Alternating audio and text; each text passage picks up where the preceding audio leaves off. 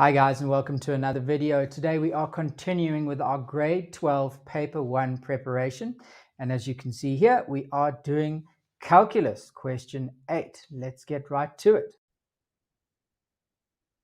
Okay, so question 8.1 asks determine f dash of x from first principles if f of x equals x squared minus 2.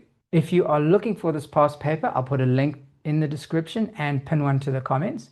When you see this question, you should immediately think, right, fantastic, this is 5 marks in the bank, because you already know that f dash of x is equal to 2x. So if you don't get this, you know you've made a mistake and you can go and fix it. So we get our first principles formula from the formula sheet at the back, which is f dash of x is equal to limit as h tends to 0 of our f of x plus h. I'm going to do this in green just so we can see what's what. And there it is.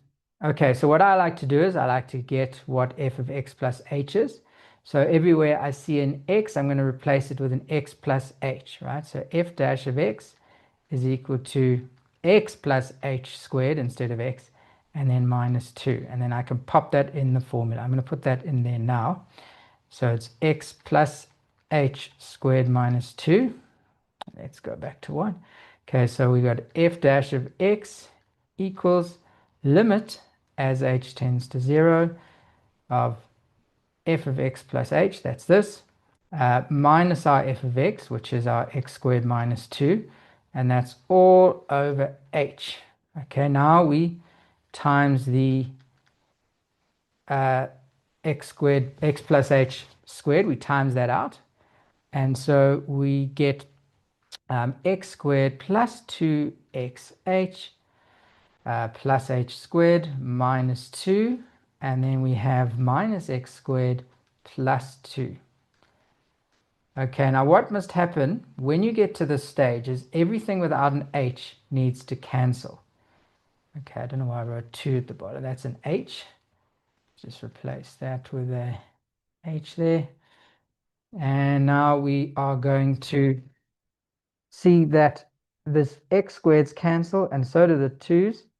And so we are just left with, I'm going to drop the colors now, and I'm just left with f dash of x equals limit as, we must write, guys, we must write f dash of x equals limit as h tends to 0. If you don't get this, you don't get the mark. So just like I did there, if you see that you didn't do it, quickly go and put it in.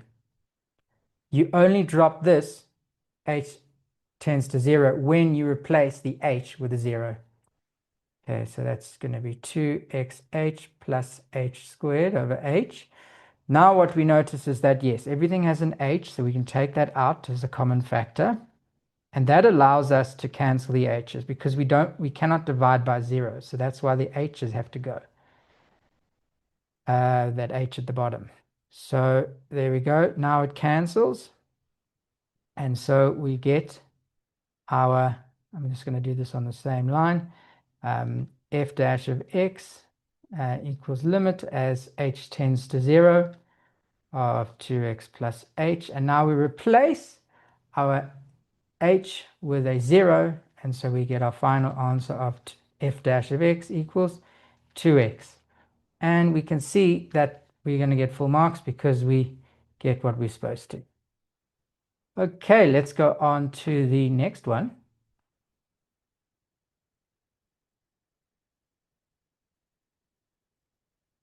Okay, now when you see anything like this, d over dx, or sometimes they'll write it as dx like that, this all means the same thing. So when you're on question 8, if you see this, or if you see like f dash of x, or dy over dx, this all means the same thing. It all means just get the derivative. So if you're on question 8, or you can see that it's the calculus question, you know you just have to find your derivative.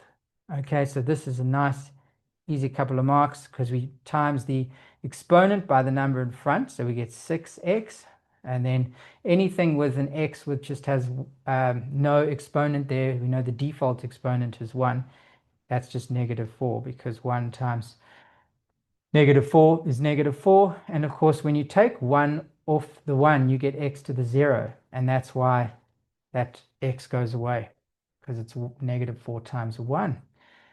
Okay, this should be our marks in the bank, this section. So question 8, if you get some trickier questions early on, I would skip to question 8 and then go back and do the harder questions. Whenever you see something like this, okay, this again is asking for the derivative, but we need to get the roots into powers so that we can use that power rule.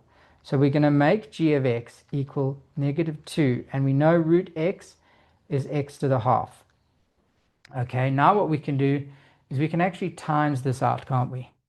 So we can times this out and we get x squared minus 2x plus 1. Okay, and now we can FOIL this in, and so we get -2x to the 2 plus a half is 5/2, right?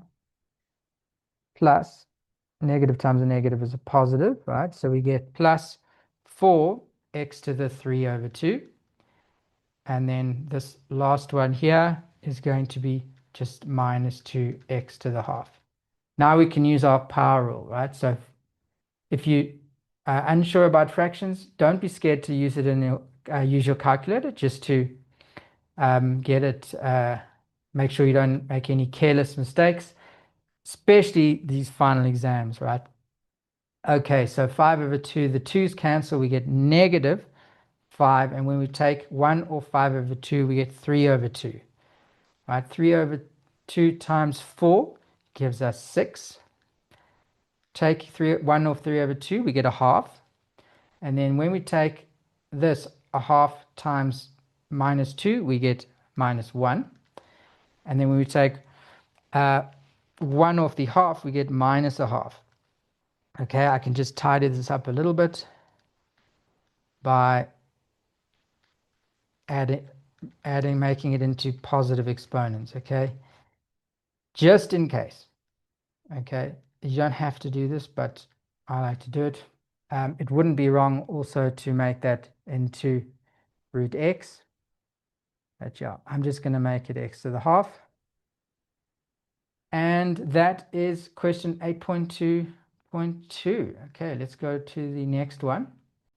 Okay, so this next question asks, given that y equals 4x minus 14 as a common tangent to f of x equals 2x squared minus 4x minus 6, and g of x equals ax squared plus bx minus 18, calculate the values of a and b. I'm going to leave you with this question to try and do on your own, but don't take too long struggling over it, because there is some ambiguity in this question.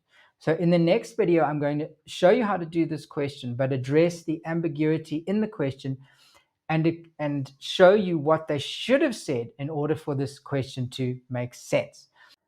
Okay, now if you would like to do this paper together with me from the beginning to the end, I've put all the videos in a playlist, as you can see here, starting from question 1 all the way to the end. So what I would suggest you do is click on the link in the description or in the comments. I'll pin a link to this playlist so that you can start from question 1 and work your way through to the end. And I think that that is going to be excellent preparation for your paper 1.